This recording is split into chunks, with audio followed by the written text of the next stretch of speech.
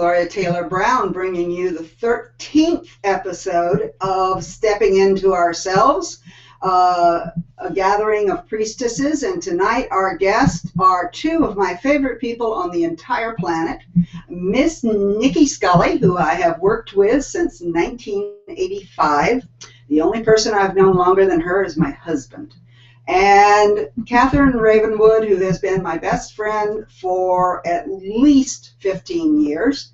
And we have all studied together and worked together and gone to Egypt together and cried together and held together and done everything. So, you know, at this point, we are joined at the hip, I guess. And Nicki is coming to us from Eugene, Oregon, from her home in Eugene, Oregon, and Raven is coming to us from her altar room, which is totally impressive, in Albuquerque, New Mexico. So I want to welcome you all and thank you for coming. And of course, we have our anthology, which is Stepping Into Ourselves, an anthology of writings about priestesses, and this is available from Goddess Inc. That's goddess-inc.com. And if you would like to get a 15% discount, just type the words Summer 2014 into the bonus code, and you get a 15% discount for just coming and watching this show. And we do appreciate it whenever you buy the book from Goddess Inc., because that goes to the people who've put the money into actually publishing it. And I want to thank you all for the ones that have bought, because I know a number of you have, and I understand it's doing very well, so I'm very pleased with that. And I want to thank you all, and I'm looking here at who we've got, and we've got people from San Diego, we've got people from Canada, Santa Fe, New Mexico, Sao Paulo, Brazil, Chile, not the stuff you eat, the place you live, Chile. Here's someone from Switzerland. We've got a lady from Australia. So we're spanning the globe, and we have an opportunity to explore. And of course, the first question we always ask in this show, and the only question I actually prepare, so if I get a little flustered later on and can't remember what I'm saying, one of these women will straighten me out, I guarantee it. So the question is, what took you on the path of being a priestess? And we will begin with our special guest, Miss Nicki Scully.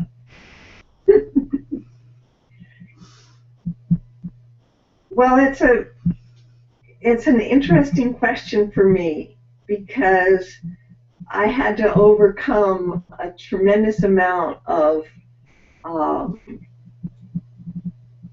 growing up in a upper middle class Beverly Hills Jewish upbringing, where the idea of goddesses and gods were laughable. I mean, it just was not a part of our reality. And I can still remember the night when my husband Mark sat up in bed and said, "Who is the goddess anyway?" And I said, "Well, I don't know, but since you asked, I guess we're going to find out." And she took me on a merry ride of discovery and self-discovery. And before I knew it, my life has been devoted to priestessing gods and goddesses of many pantheons, primarily Egypt. Mm-hmm. So, Miss Kathryn Ravenwood, what would you say brought you on the path of being a priestess? Survival. I needed a way to be in the world. Nicki may have been overcoming upper middle class Jewish Hollywood. I overcame Wyoming Mormon. And I was raised very Mormon, was totally happy, thought that's how I would spend my whole life. Went to BYU and freaked out. and it was not for me. And I had a nervous breakdown, and I had to figure out how I was going to be in the world, because I had no precedent for my life after I walked away from my family's one and only belief system. And I had no idea how to do anything. I was incredibly naive. And so I went to books. I started studying J. Krishnamurti. I started reading everything I could get my hands on from the Theosophical Society. I was about 19 at the time. And I spent a majority of my priestess path alone, not having any clue what was going on, and just reading and studying until about 25 years ago, when I came into women's circles, and I was at a Women of Wisdom in Seattle, and Starhawk, the magnificent, magical Starhawk, was our speaker, and she was talking about the redwoods, which are very important to me because I had spent time there. And she said, you know, once you serve the goddess, you can never go back. And I thought, oh my God, what have I done?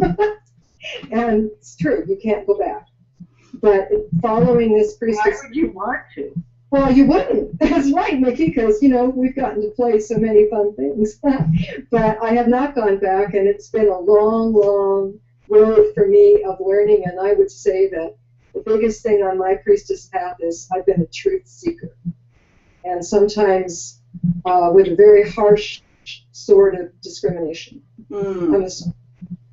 Yeah. So what I'm hearing from both of you is that you came from different but traditional backgrounds, that you basically thought that was all there was. And somewhere along the line, you said, this doesn't look like it's all there is, at least not for me. Because, you know, you're saying you came from that Jewish tradition where, you know, I know that until you were in your early 20s, you were, I've seen pictures. I was still a virgin. You were still pretty, well, we weren't going to go there, but you were still pretty straight. And Raven, I mean, there is nothing straighter than a young Mormon girl. So both of you had a catharsis that occurred that changed your life. And mine was LSD in 1964. And from that moment, my horizons were rather largely expanded. So ever since 1964, I was well aware that there was way more going on than I had been led to believe. And so I set about on a search to find out. And then, of course, after I dropped out, I took up with a rock and roll band in San Francisco, fell in love with the manager of the Grateful Dead, and that was another rather expansive life. I can't say experience, but it was my life. And it was the Grateful Dead that took me to Egypt in 1978. And that, I would say, was the next pivotal moment. That and the realization that I had in Egypt that I was to be a healer, having no idea what that meant. Mm-hmm. And returning home and realizing that whatever it meant, I couldn't do it in the middle of a boys' club like the Grateful Dead. Mm-hmm. As much as I loved it, as much magic as there was in it, I had to go and find teachers, learn what it was to be a healer. Mm-hmm. And it was through that I was connected to my teacher, Thoth, and through Thoth to starting with animal totems It was easier for me to swallow than goddesses, I can tell you. And then moving into the whole panoply, is that the right word, of consciousness in all its many Since forms. we have people from many different traditions that listen to this show, I'd like you to explain who Thoth is. Thoth is the Egyptian god of wisdom, of language, communications, of he's the scribe of the gods. He brought language to the world. Oh, blessings. There's an image now of Thoth. He has a man's body and an ibis head, and you see him in that image in his scribe mode. But he is so many things. He's also the god of healing, of science, of magic. He's sort of like the wise old uncle of the Egyptian pantheon that I do believe preceded the universe as we knew it and brought the wisdom with him that he shares. So he's considered the teacher's teacher. And somehow or other, I wound up carrying a lineage for Thoth that includes Gloria and Raven, and has turned us all into priestesses. Because that's what we do. We serve Ma'at. We serve Ma'at is truth, justice, order, harmony in the universe. And in ancient Egyptian, all children grew up knowing that they lived this life on this planet to serve Ma'at. And learning to serve Ma'at, I discovered this wonderful family of intelligent beings that don't have bodies, and so we can serve them. We can act as their eyes and their hands and their mouths on the planet. So that's what we do. So Raven, it's a long way from a Wyoming Mormon girl to somebody who's got a altar room like yours and a god that with an ibis head and Egyptian clothes on it. So tell us a little bit about how you got there. Well, I went to Big Sur. Nicki said she had a realization, and I listened to Johnny Rivers' album Realization. And there was a song on there about going back to Big Sur, and I thought, I gotta go figure out what to do. This sounds like a good place of any. So I flew to LA, put my thumb out, hitchhiked up the coast. Yeah, and I got to Big Sur in 1969. It was the peak of the counterculture.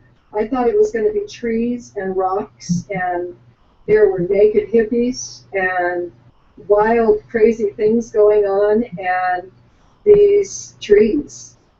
And always makes me cry. Like the first time I felt the trees, this whole vortex just opened up, and I became a tree priestess right away. And I still am, even though I live out here in the desert. I'm still by choice a tree priestess. And I had this sense of expanded consciousness, and if my family's listening, you know this, but for me it was also psychedelics. And I got into this place where I could stop the universe, and I left and didn't know what to do with that, and had to find a way for that expanded consciousness to fit into my life. And I had really no community. I didn't really have teachers, and I just kind of hung in there. I became a massage therapist and explored all kinds of different healing, and gradually started hearing from the deities themselves. I became a pipe carrier. I've been a pipe carrier for 15 years. So I studied the 7 directions and all of the directional wisdom, and the altars kind of came from that. And the more I learned, I had to just keep building altars for everybody, and served my altars, and still do. And then was told, I wrote a book on how to create sacred water. I was given information on creating water altars, which I've been doing now since 1987. So that work has been going on. I was involved in New Age for a while, and I had to give that up. It just, no offense to any New Agers, but it wasn't for me. I've been thrown out of the I Am Temple of the Violet Flame, and that was because I would not give up my tarot cards. And I've been reading the tarot since 1979, and the wisdom that comes from that is so profound that that's what I do now, though I don't do any healing work with massage or all the other healing modalities I do know and am good at. I do the tarot because it's very interactive and it's very alchemical to me. It is. I got tired of people wanting me to fix them. They come get on my table, fix them, Raven, and so you fix them, and a week later they're broken again. And so I like tarot because it's very alchemical, and people really get the message changing that way. So after all of this long, long journey, I now work at an Episcopal church. And it's very funny because I needed a job, long story short, but I was out here and needed a job and applied there, and they hired me, and I said, look, you need to know who I am. I'm a ordained minister in the Universal Life Church. They said, okay. I said, I'm a tarot reader. Okay. I'm a lineage in the Egyptian mysteries. Okay. And they're just cool. They love me, and I love them. And one of the main things I do in my job is I manage all the incoming prayer requests. So every day I'm sending out prayers for any number of people in any kind of a crisis. So every day I put on my little Episcopal church lady clothes and go and be a priestess. As Normandi Ellis, whom you'll all meet on the last show, would say, you are a fine Episcopagan. That's right. And Normandi and I have laughed because in our staff meetings, we take turns reading devotions or centering or meditation, and I always read a chapter from her book, Awakening Osiris. And I told her that, and the first time I told her, she was in tears. I said, that's all right, sweetie, your book has made it to the Episcopal staff meetings. So I would like to say something about Raven that she left out. Okay. Uh-oh. Raven had a huge influence on me. She taught me about water altars, but she also taught me about a kind of discipline that I never had. I was always a wild card and a wild one, and even my lineage, our lineage of Thoth, is not that we're irreverent. What's the word that I'm looking for? We're really quite different.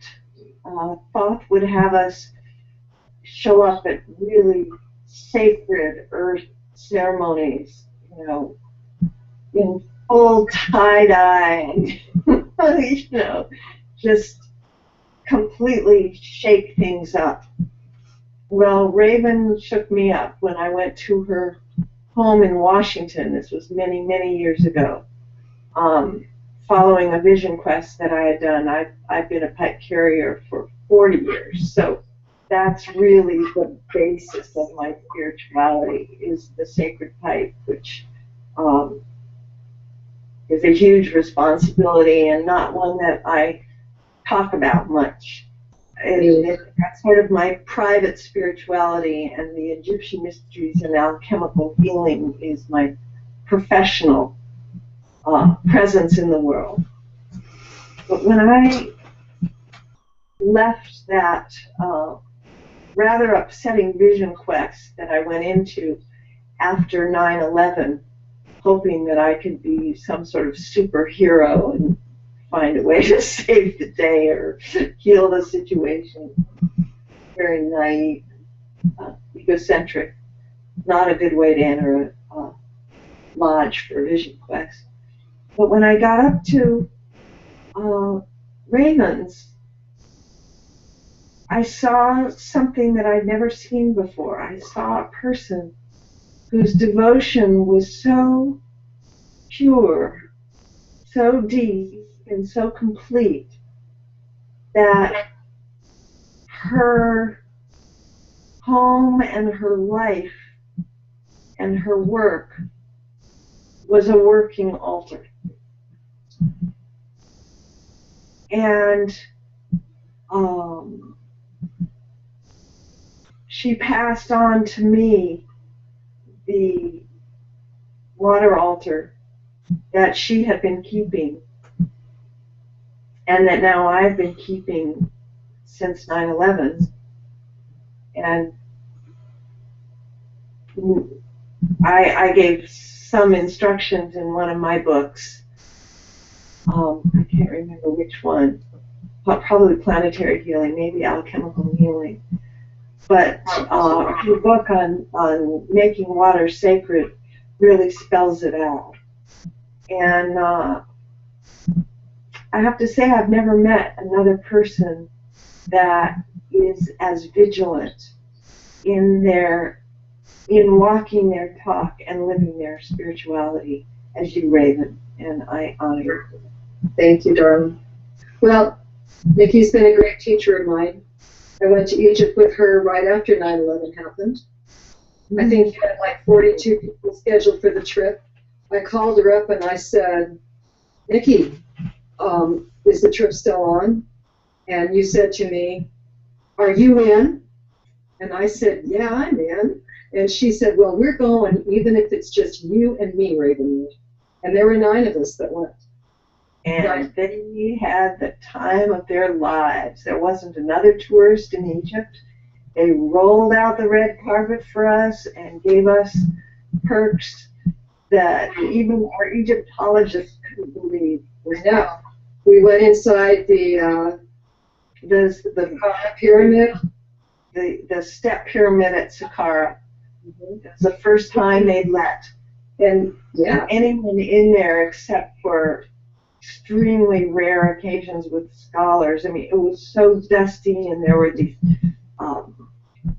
the wiring with the bare light bulb, light bulbs that kind of followed the path, and at the end there was just a little string across this opening into this chasm, and we discovered that the inside of the step pyramid is hollow and dome. Yeah. And there were 5,000-year-old seated beams sticking out that were holding up this monument. It was incredible. And we owned. There were 13 of us with the guides and with Emil, and we stood inside and owned. It was frickin' awesome. That was incredible. And Nicki, the first time I ever owned was in the Great Pyramid in 1978 with Ken Kesey and Alice Louise Stanley.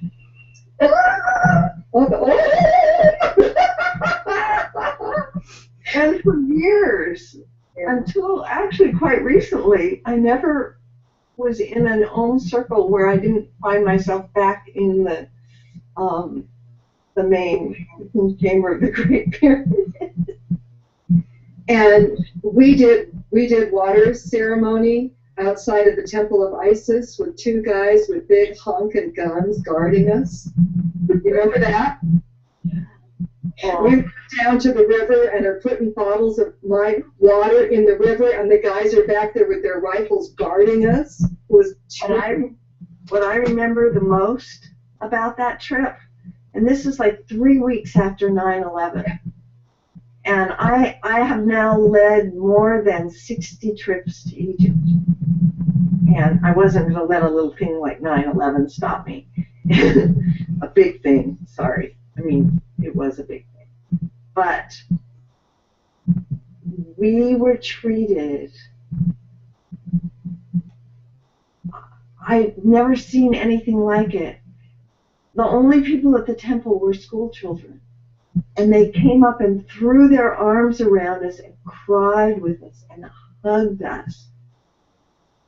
And their heartfelt sympathy, which was so quickly squandered by our government, came from such a deep place in their hearts. I don't know whether I've experienced, except for my 3-year-old grandchild, that much love any other time as passing through Egypt at that time. And I came into the lineage on that trip at Elephantine Island. And you're doing this whole download on me, and we get up to the very peak of it, and I mean, Thoth is you. You have turned into Thoth. You're at the very peak of it. I look up, and my Mormon father is there. And I said, Daddy, you know Thoth? And he said, oh yeah, we play poker together. This my high priest Mormon father showed up at my lineage into the Egyptian mysteries of Thoth. Your ordination ceremony? Yeah. Oh, Thoth is quite a character. If you take anything from this, it's connect with Thoth. If you don't know how to connect with Thoth, any one of my books will take you there. The one that I recommend most highly would be Alchemical Healing, because it also initiates you into everything you need to become a healer, from everything from laying on of hands to psychic surgery and sucking cure. And it can all be self-initiated. Of course, if you want a deeper experience of it, once a year I do a retreat at my house. It's like a big slumber party. This year it'll be for a week in August. All welcome, I hope. But the thing about Thoth is that he loves to play. He's fun to learn from. He shows up with his gambler's hat and his cigar and, you know, his ibis on the table, tipping his talons with a cigar clipper, a martini in his hand, and, you know, you learn through the experiences that are provided for you. And it's fun. And it's fun, and it's interesting, and it's joyful, and it's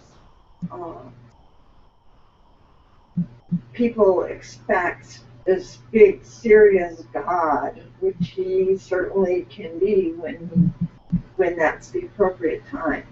But when you make a relationship, you're eye to eye and heart to heart, and it's only from that place that you can truly priestess. You can truly be a voiceful deity. So I want to go back, because this is a summer school for priestesses, and go back to the issue of the altars, because I know Raven is the queen of altars. I mean, this room, you can't see all this room. This entire room is an altar, from floor to ceiling. I don't know if she's got stuff on the ceiling. She used to have stuff on the ceiling. So, yeah. So, and Nicki is the queen of the country fair altar. She is the person who sets up, or has, let's say, care of the country fair in Oregon's sacred space, which is a huge altar. I mean, I think it's 40 or 50 feet across. And well, we built it after memorial for my stepson, who was lost in Thailand during the tsunami. When we went back a year later and I saw those beautiful temples, I went to the fair. I had been doing the altar for many years, and we had to put it up and take it down, and it had all the sacred things from my temple. I have a fully consecrated Egyptian temple here where we teach the Egyptian mysteries once a year. It's the whole place. So in some ways, this whole place is an altar to the garden. And I can't remember where I was going. It just went. The altar at the fair. Right. And I realized this year, as I'm passing the mantle to the next generation to take care of the altar, that all the pieces and the statuary and most of the art is my home, my drapes, my statues, you know, and my 3-year-old, I took to the altar and I was introducing her. So she'd say, "What's this one's name?" And I said, "That's Isis." And, "Who's this?" And, "That's Thoth, he's my teacher." "Who's this?" "That's Kuan Yin." And that Ganesh over there actually belongs to you, that big elephant statue. And we get home, and all of the statuary is lined up in the temple because we haven't set it up for the coming tree yet. And she looks at it, 3 years old, and she goes, "I remember her. She was at the altar at the fair. And that's your teacher. I remember your teacher." You know, so at 3 years old, she's already quite comfortable with this concept. I'm very excited. Well, since both of you live in an altar, I'd like you to comment about the idea of altar keeping. I mean, both of you keep water altars. Both of you have spaces that are for you altars. A number of the people who are coming on to these calls are sort of at the beginning. They are, and at the same time, I know that Rabbi Razel's on and several other, I see Debbie Clarkin is on, who've been along the road a long time, but there are still young ones, or not necessarily young ones, but there are new ones who, in talking about an altar, for them, an altar is something you have in whatever denomination of church. It's not something you have in your home. So I'd really like you to talk about the idea of having an altar that you as a priestess, you personally keep. An altar is a home for spirit. And what you feed spirit is your attention and your gratitude. And the highest form of attention is gratitude. It took me an 8-day silence to come to that little jewel. Yeah, she invited me on that one. Calls me up one day, says, "I'm going into an 8-day silent retreat. You want to come along?" I looked at the phone. I said, "Nicki, do you know who you called?"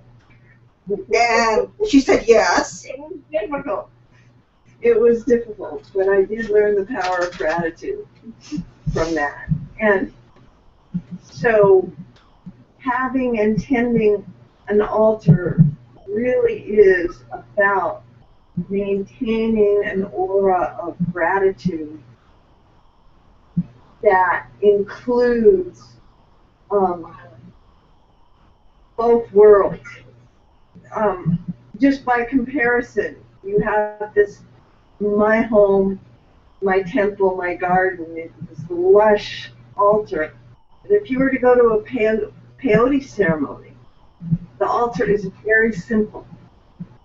It's just a raised stand like this, half a circle, that denotes that the physical world is half of what's happening and the other half is invisible.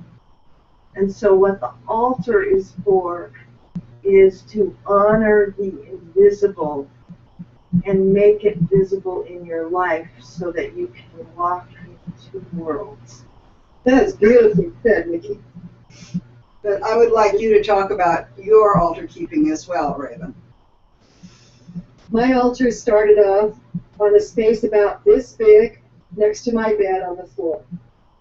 And I had it marked with the 4 directions, and the center. So I had 5 directions above and below this little tuft, in 3D. Pretty soon it went up the wall. I was putting stuff on the wall and it was kind of spilling over. So I moved it across my room, put it on top of my cedar chest, made it very pretty. Pretty soon it spread out across there. And it was going up the walls. And it was huge. It was taking over my whole bedroom. And I was sitting by my altar one night, and a voice said, "We want a whole room." And I said, okay. I got up. I pulled everything out of my office and shoved it other places in my house. I smudged that whole empty room. Took me a long time. It took me a whole weekend. I spent the entire weekend. I don't think I even hardly slept. I got it all done, and then I smudged it completely, smudged myself, went into a place of, all right, I've been asked to create an altar room. And I would call in the directions for each direction, and I made a simple altar. For instance, for the east altar, I put on a yellow cloth, I had a feather, and I might have had, a bird or something. I mean, I kept it real simple. I went around the room, did it, matched things up the way I knew them the best I could. When you've got full-length closets or a doorway, it's hard to always be directionally true. I got it all done, and I thought, wow, this is pretty cool. And so I sat down, and I said, so, are you happy? And they said, it's a start. And what I learned is that altars are doorways. That this is Nicki talked about being in both worlds. An altar is a doorway to call people in, and we send our prayers out through that doorway, invoking them, and they come in. So if you're going to build an altar to whatever it is, whatever purpose you have, whatever deity you are honoring or imploring or invoking, better remember that they can show up at any time. And they might bring lessons you had no idea were coming. But when you say, great spirits of the West, I invoke you to teach me about letting go, Get ready. Get ready. And if you go to the South and say, oh, Coyote, I'd like to know, why I keep tripping up over this, I want to have a sense of humor. Oh, you're going to get mm-hmm. So it's very important. One more thing, I'll let you talk, Nicki. It's very important not to put things on your altar that you aren't willing to support. So if somebody, just to say, oh, here's this cute little statue of whatever, I don't care if it's a cute little statue of a bunny. You better know what that statue is for, and you better be willing to maintain the energy of that. And if you can't do that, I have that. I have that too. I have her too. Then if you can't maintain these altars, then they have to go. And if you ever need help, you've got a place to go and say, oh, help me. And you can go to your altar and the door opens and they come in. Yeah, and you need to honor and acknowledge them. Absolutely. And dust them and clean them. So you only want to take on what you can handle. And I think that's my biggest problem, is that I've taken on so much and so much more than I can handle, that for me it's time in my life to divest myself. Mm-hmm. And simplify. And that's very hard for me, because I'm used to having the strength to do 5 continents a year and be totally joyful through it all and totally in connection with the magic. Well, I'm 71 years old now and have had serious chronic back pain for 8 years. And it's getting harder. And I'm learning that less can be more. Mm-hmm. And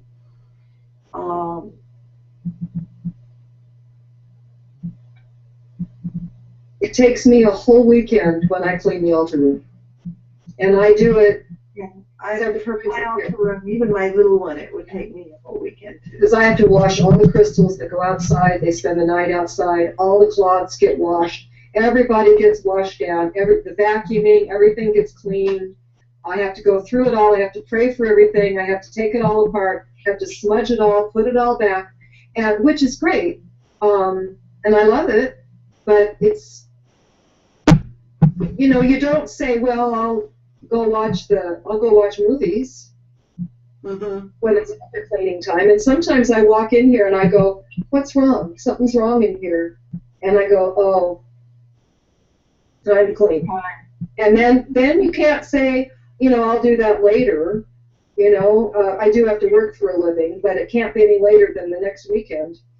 And usually I start on Friday around noon and it goes till Sunday night late. And then I do pipe and honor everything all over again. And you're reminding me, I just did pipe before we came on. Oh, nice. An hour before we came on, and as I offered the smoke to all the quarters of my altar room and all the beings that are there, I realized that I have some serious cleaning to do. But we're about to redo the temple. Because we've got the Alchemical Healing retreat and the Egyptian Mysteries coming up. Normandi's coming out in September. Nice. What will probably be our 18th and maybe last Egyptian Mysteries, because our book of compiling what we think is the most important of our 17 years of mystery school and 5 trips to Egypt, are consolidating that. And what it really gets down to is not only being connected to the magic and how the magic of consecration works, how you consecrate these altars and these temples, but how you consecrate yourself so that you are a living, walking addendum, that you carry the temple within you, in your heart, and how to build that, how to walk with that, and how to use that to manifest whatever is needed in the moment on the planet. We are the altars. Mm-hmm. And Priestesses, and we're the altars, and we're not always on. We're human. And some days we do our better jobs than others, but we are the altars. So we are the other question that has come up and some of our people have asked is it necessary? And you may have a different answer between the two of you. Is it necessary to be part of a lineage in order to be a priestess? I don't think so. I would say I don't think so.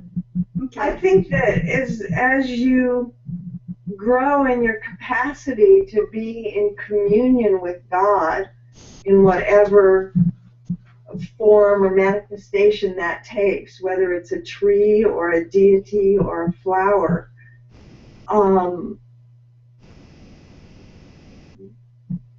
the development of that communion in yourself is really what we're striving for. It's an understanding of our own divinity. We are part of the family of the gods. You know, we walk, and in my case, I live in a garden of gods. And it's a lot to take care of. Nicki's asking for volunteers to come and help her garden.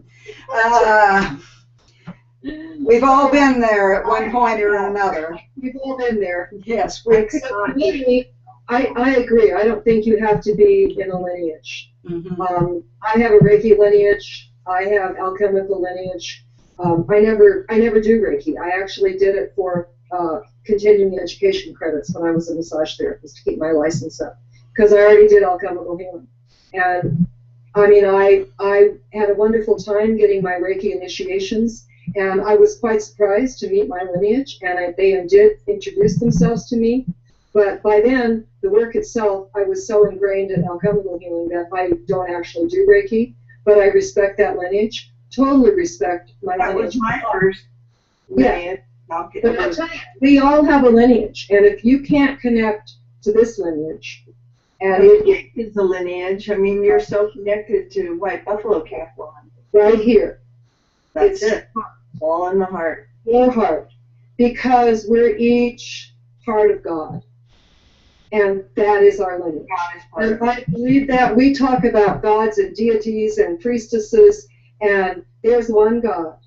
And that one God manifests in as many ways as the sun can break through and make light. And if we are not connected with our heart, then we truly are lost. That is our lineage. And we get to do it however we want to do it. So if someone is just starting out and looking for a teacher, what characteristics, now I know both of you do teaching, so you know, obviously you're both available, and we have several other people who are on the call that do teaching as well. But if someone is looking for a teacher, what are the characteristics they should be looking for in a teacher? I would say simply that power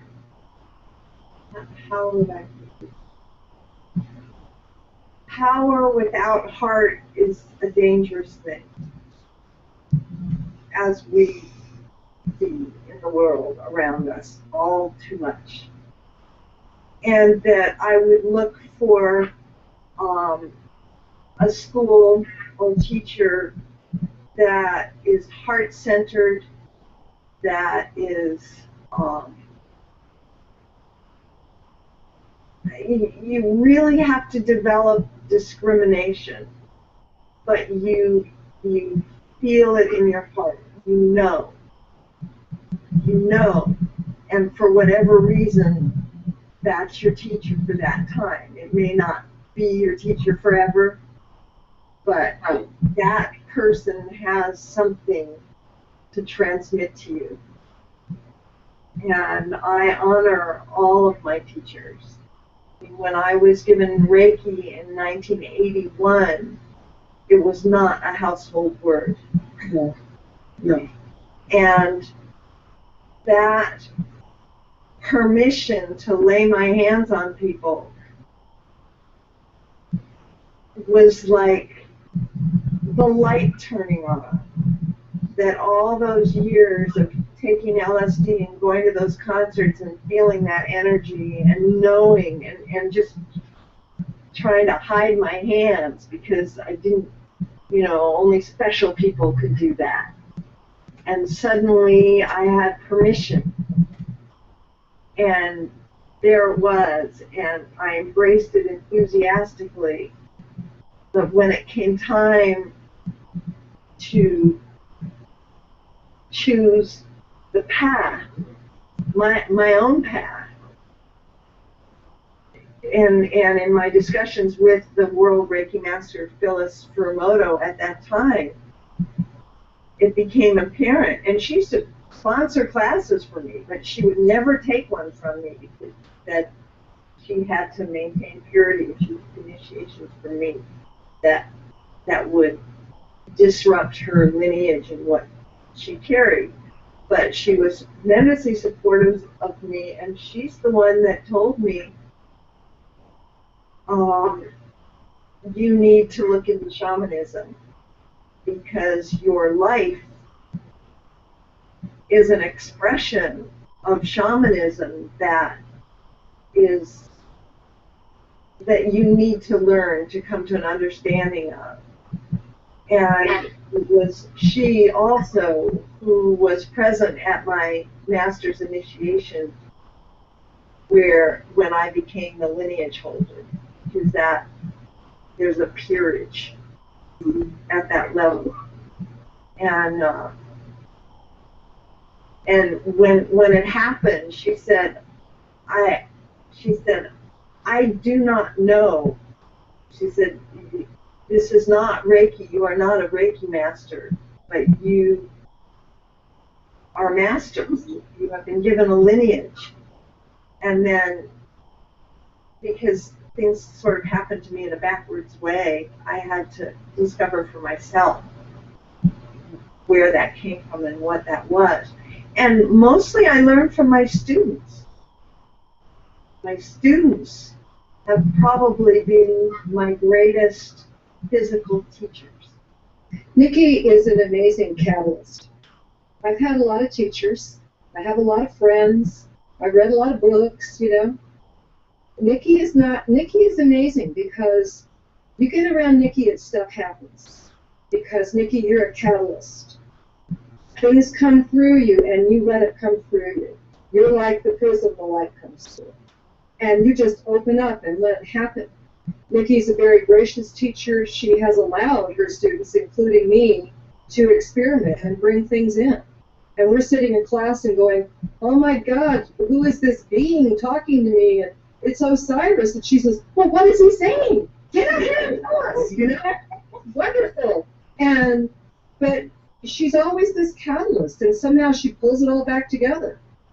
But you were with me that day we brought in the communal cauldron and yeah. I mean, that was a collaboration of what, 65? And the three of us were together when my dad showed up with Gloria and downloaded me with this pink light. I mean, how woo sounding is that? This amazing pink light, and I've got it like running all through me, and I can't sit still in class. Nicki's going, what are you doing? And I said, it's this pink light stuff. She's going, give it to us. And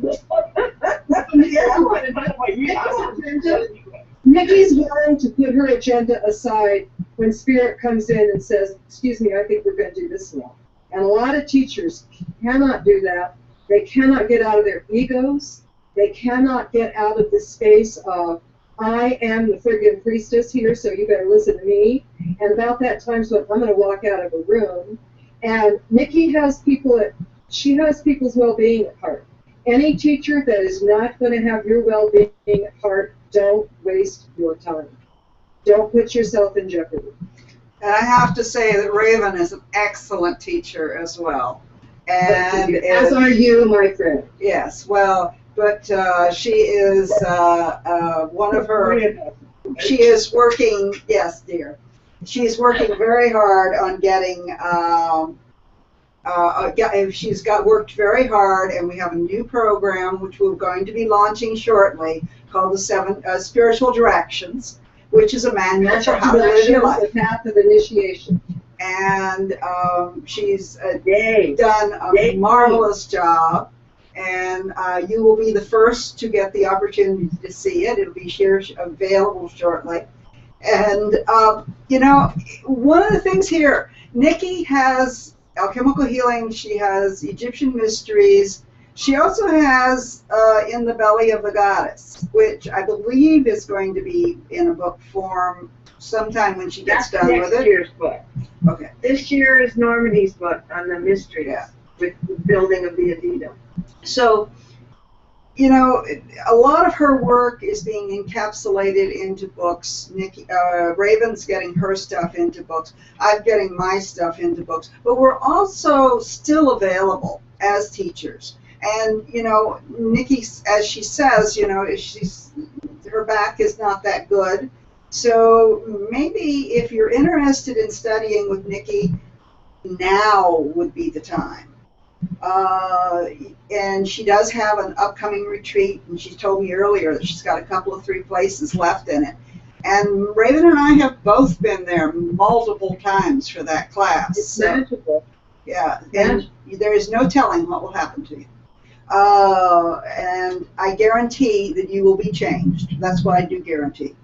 And you will love her, and you will love her space, and you will find that your depth that you take away from there will be so much more that you don't expect. Now, Raven has the ability to see into the way other people are doing things. Her counseling is magnificent. She is. I have had tarot cards read for me by some of the best, most famous tarot readers in the world. Raven's the best. She is literally the best. So if you want a tarot reading, she is there. You cannot top her. Absolutely. I have worked with Mary Greer. I've worked with a whole bunch of other people. Jim Wanless. You cannot. They do not hold a candle to Raven and her ability to see the symbols and see what they mean in your life. So, you know, this sounds like a love fest, and it is. We adore each other. You know, as I said, we've been together in every conceivable way that you could imagine. And we've shared from the heart who we are.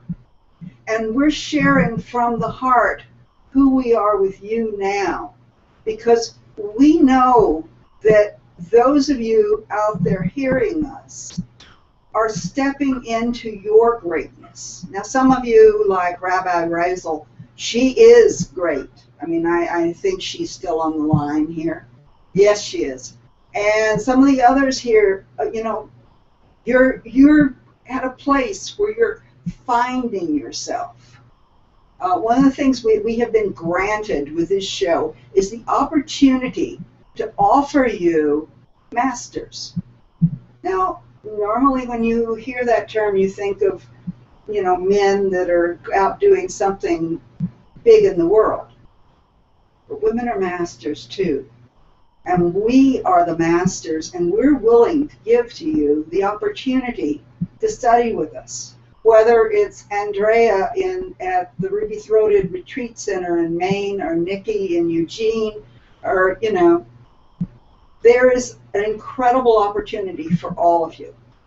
And I want to honor the fact that this is something that may be different than what you've seen before. I mean, as we've had the conversations in this show, this is a different show. This is a show where three people know each other very, very well. I can tell Nicki's stories. I've heard them often enough. I can tell Raven's stories, and they can tell mine. And we still are willing to listen, and we're still willing to be part of that, in that presence. And as we come to the end of the time that we are together here, I would like both of you to comment about what's next for you and where you're going with it now. Nicki? Well, oh, go ahead, Nicki. Okay. I'm still really into the planetary healing work. We do these call to actions. They're free. I try and do it every month.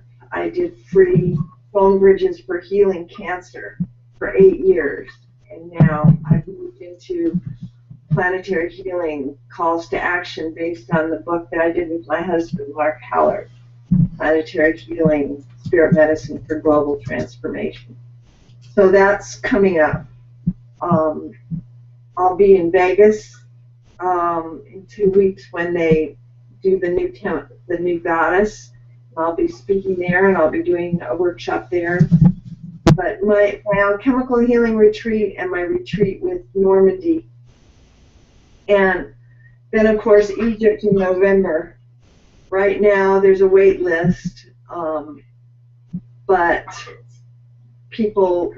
things are so crazy, people don't realize the difference between Gaza and Giza. So we'll see what happens with that. But I'm going again next year also. That might be my last time to Egypt. Yeah, she keeps threatening that. I keep threatening. No, I said we've done that before, Nicki. So Raven, other than... I mean, come on, more than 60 trips. it's been a great run, and I still love it. I just can't bear the thought of not sharing those monuments and the magic that happens for us in those monuments. So, and privates. I'm really into my Anubis Oracle work. Finally having a way. I wrote it with Linda Starwolf, and it's illustrated by Chris Walder, the Anubis Oracle, and it goes with the Shamanic Mysteries of Egypt. And that's my oracle tool, rather than tarot. And I do a lot of privates, healings, shamanic consultation. I think that's enough time for me. Okay. So Raven. You have the gift. Yes, we'll mention in just a moment. Okay. So I'm still working for a living. I gave up massage therapy after 15 years quite a while ago because I was totally stressed out. Yeah, I know you're laughing at me like nobody else works for a living. I mean, I have a job. So I know. I can't imagine. No, no one else works for a living but Raven. No, but I have a job I go to every day, so that's 40 hours a week plus. That isn't my time. So I come home, I do my tarot counseling on nights and weekends. I did manage to get my book written and published, and now I have the second book done. And I hope that I will be doing more writing, because I do love that, and there'll be more of that coming up, and I have more things to say. She's such a good writer. She is. Yeah. Do you have a copy of your book there? Oh, well, of course. She's got it. And Nicki wrote the introduction, How to Create Sacred Water, a guide to rituals and practices. And since we're right here, I don't know, see, where can you see it?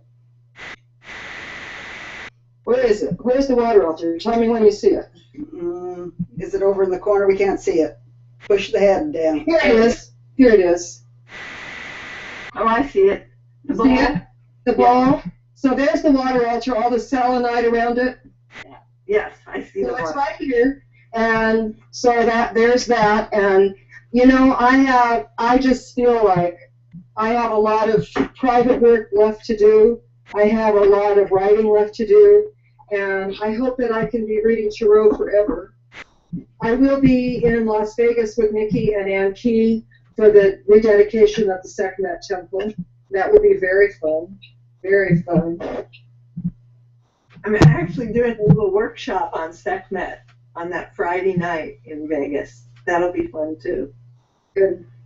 So, as you can see, even though they are supposedly slowing down, they are speeding up and available, and Nicki has made available to us, she's one of her works that she did with Bruce Lipton, Dr. Bruce Lipton, and she's going to be getting that link to us, and I'll mention that in the email. And if you're interested, email me back, you know how it works, and I will send you that information. It'll probably be at least tomorrow.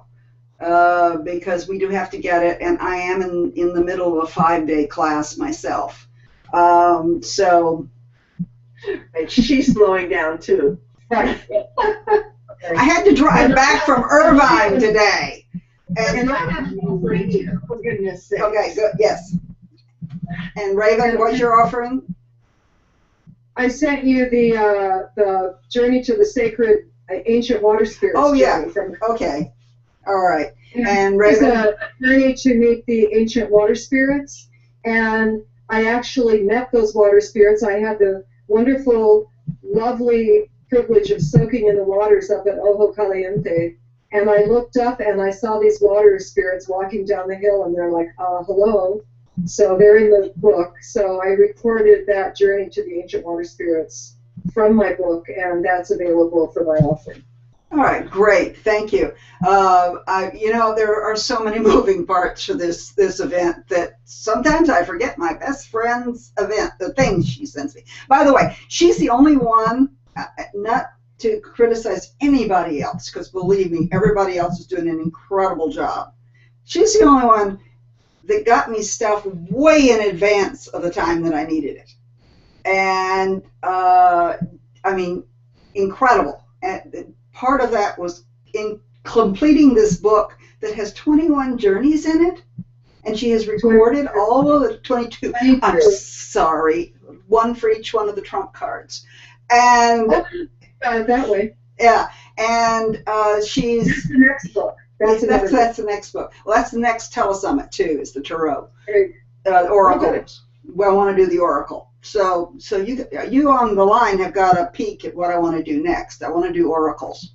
And Nicki and I actually did an oracle program called Becoming an Oracle, which was recorded by Sounds True.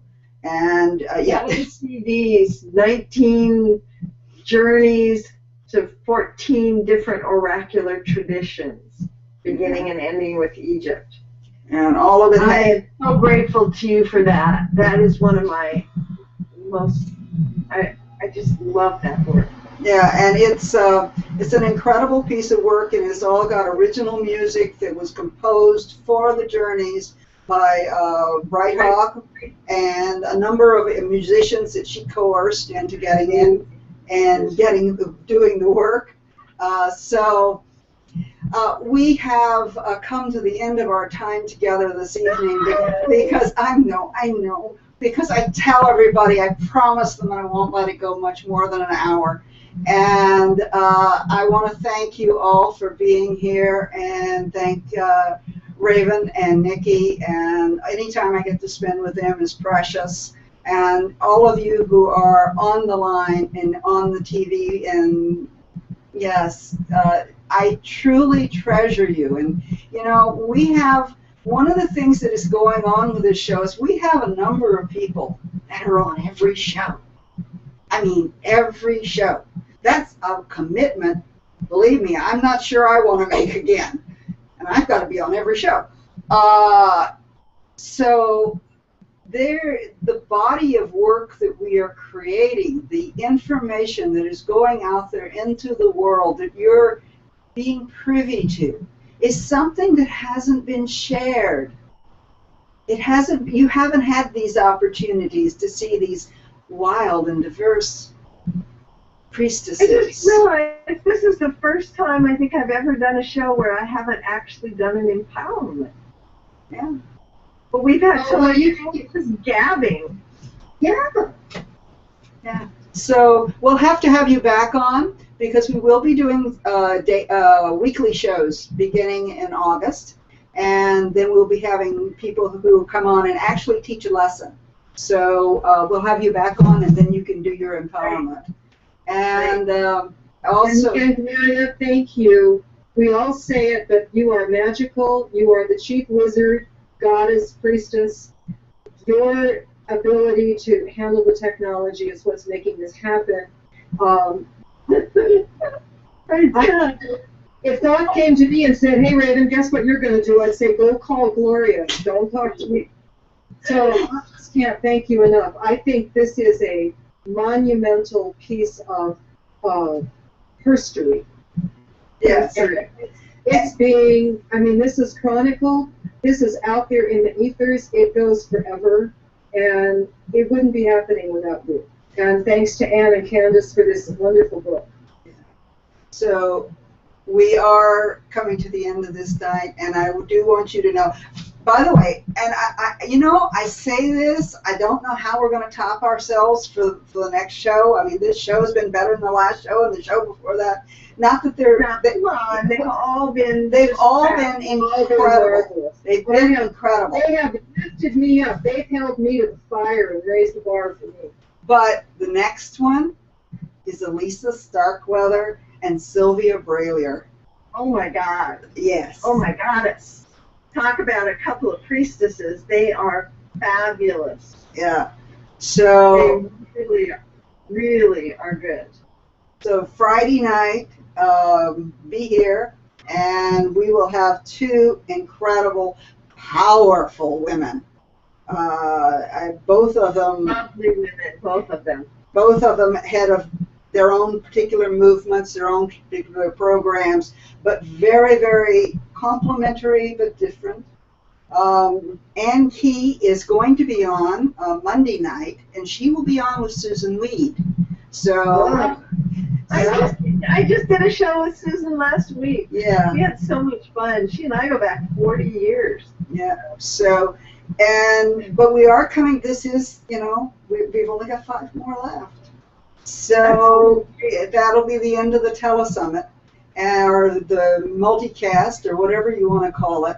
And, we are going to have all of this in the membership site, and we will also be having programs beginning in August, which will be individuals who are providing us with lessons and opportunities to learn.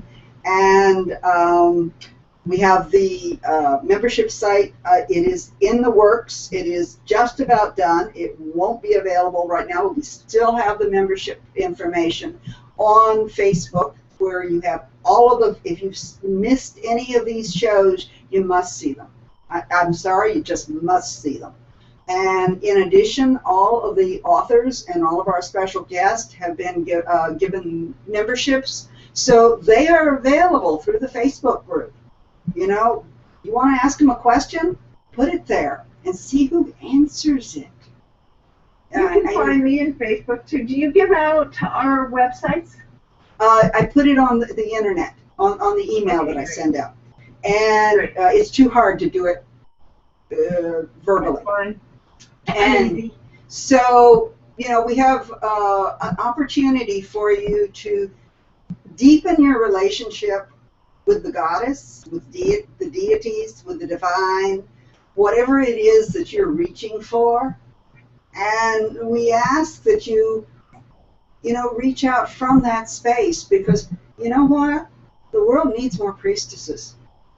The world needs more people who are willing to serve and to heal and to take care of others in a manner that is sacred. Someone was writing the other day about sacrifice. Sacrifice means to make sacred. And we make sacred as we reach out, as Raven creates her altar room in her house, and Nicki creates her property. And as you can tell, even from the back, I've got Isis over my head, and I've got a newt hanging on the wall, and I've got half a dozen altars here. But we carry the sacred. We are the vessels that are moving it forward out in the world, so that the goddess has hands and the goddess has eyes, and she can taste and touch and speak. And on that note, I'm going to end this, and thank you so much for being here, both my lovely ladies. Thank you so much for having me. Love you, Nicki. Love you, Raven.